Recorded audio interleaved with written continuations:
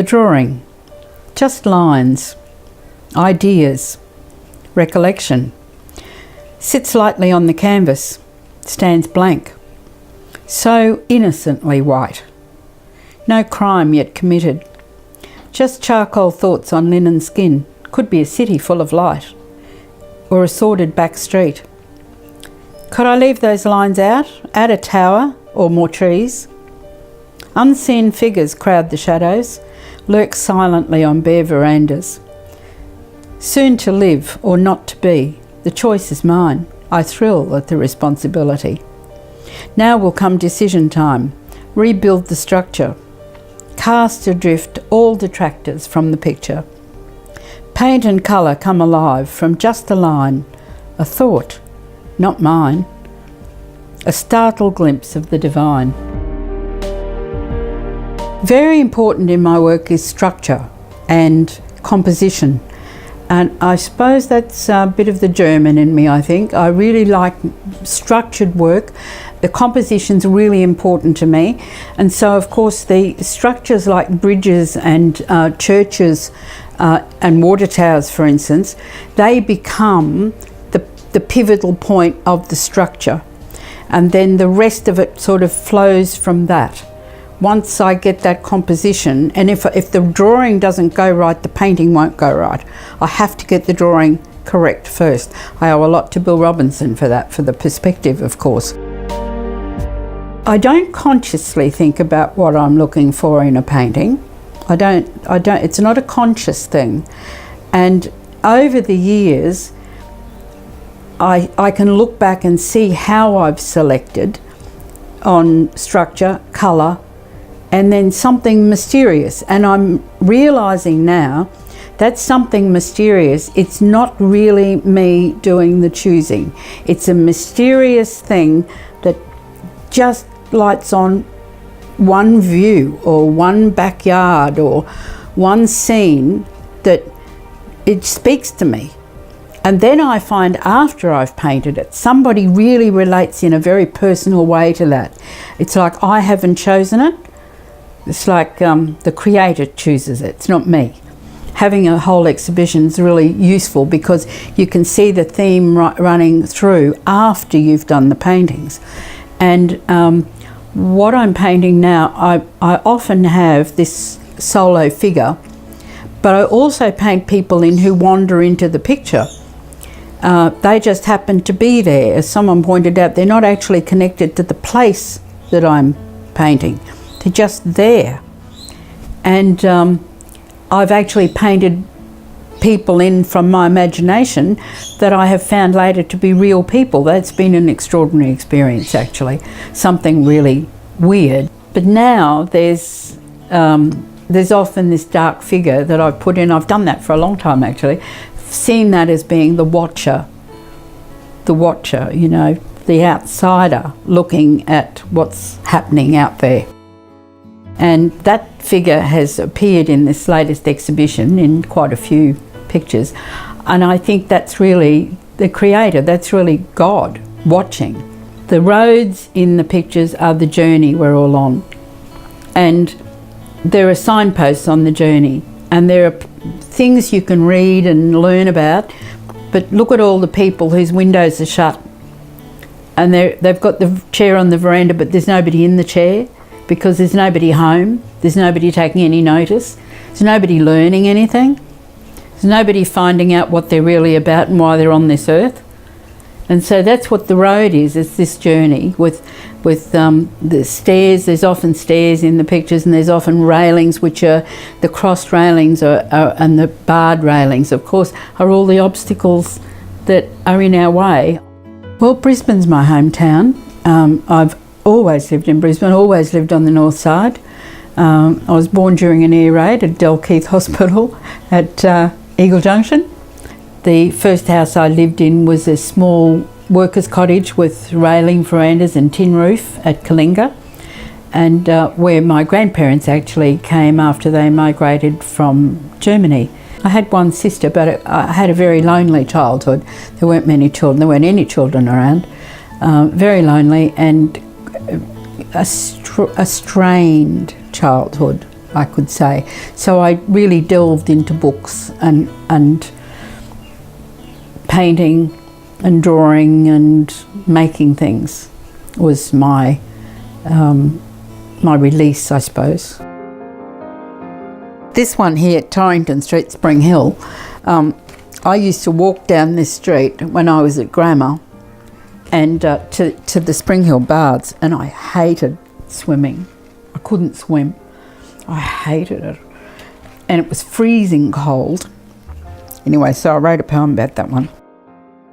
Feel the freezing mid-May morning, chilling toes on aqua tiles. Old Spring Hill Baths have seen some champions churning up those deep blue miles. Shouts of swim coach, smell of chlorine, evaporating down the years. Boys and girls from nearby grammars march down here on different Tuesdays, some with joy, some in dread. Towels neatly rolled up in their swim bags. Who would think? Some now are dead. Others have turned into lawyers, artists, nurses, even doctors, toil across the road instead. Well, I always wanted to paint and write, and I started having lessons when I was about 10 at school. Then I went on to grammar, and I had quite a good painting teacher there. I won a scholarship from there to art college. I first did fashion drawing and anatomy and that sort of thing, and absolutely loved it and was passionate about art college. Absolutely passionate. I loved best years of my youth, probably misspent most of it, but we had a great time there. And I was very fortunate to have the most wonderful teacher, William Robinson, who's famous all over the world and won the Archibald several times. And he taught me really everything I have learnt is directly due to him, because he was wonderful with colour study and wonderful with perspective. We had to draw things like hexagonal, octagonal boxes with the lid was open at 45 degrees and the sun was at 20 degrees, and we had to draw that in the shadow, and so very complicated. And he was a hard taskmaster, but a wonderful teacher. Very, very fortunate really that I had him again as a mature age student. So altogether probably 5 years training with the same tutor.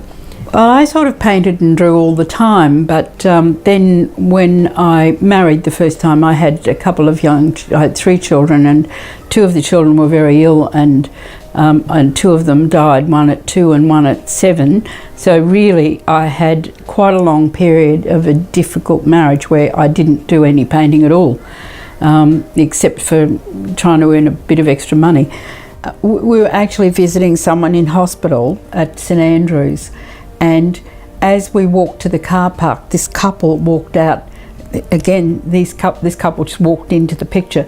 They walked out, they walked across the road, and they were holding hands, and you just knew it was something serious. You just knew. And it just reminded me of all the years I visited my children in hospital. That went on for years. And so I really related to that. They came from the hospital quiet and cold. Didn't speak, hearts bleak. So carefully crossed the street, each moment sharp to hold. He took her hand. Warmth squeezed the fear. Hope rose, dispelled foes. Lightened shadows. A miracle drew near.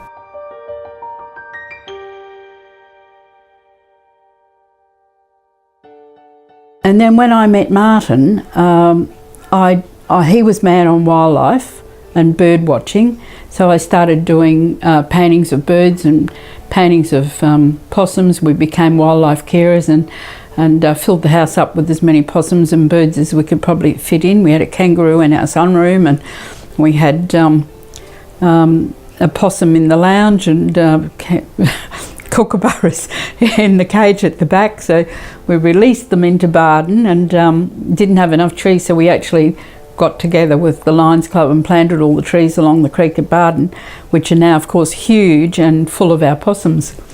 So it was very satisfying. So I had lots of solo exhibitions as a wildlife artist, but once we moved to New Farm, the possums would actually come and sit on the side fence, and the house next door was a beautiful turn of the century Queenslander with stained glass windows, and so I started painting the possums with that house as the backdrop, and then got more and more interested in the houses. We also were mad on real estate, so we're always looking at houses, and you know, we're always thinking about how you could fix this house and what you could do to make that better. So by the time we renovated our 15-room house at New Farm, we were cured of that.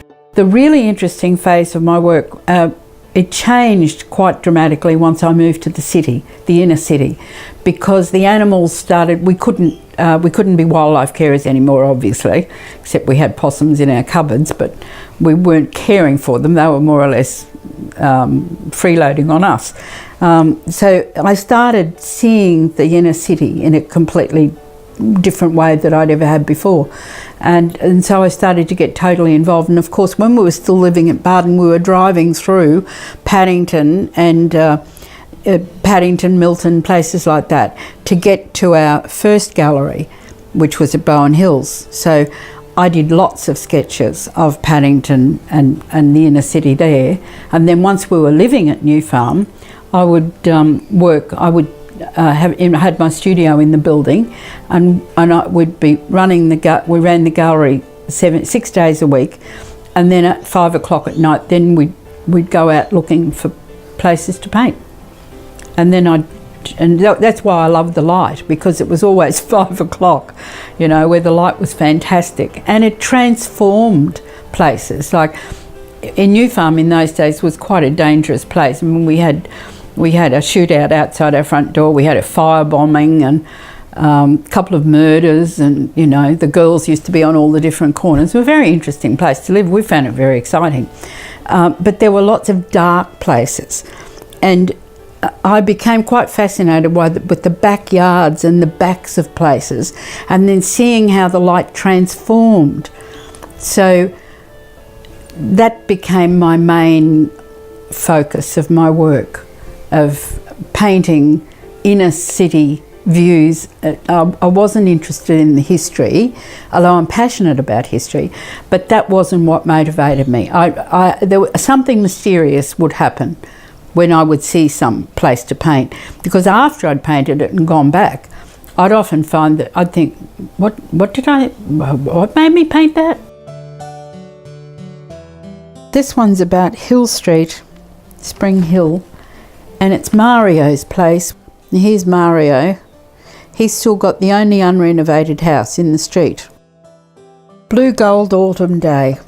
Good to dream on the veranda with views of the city. A changing view.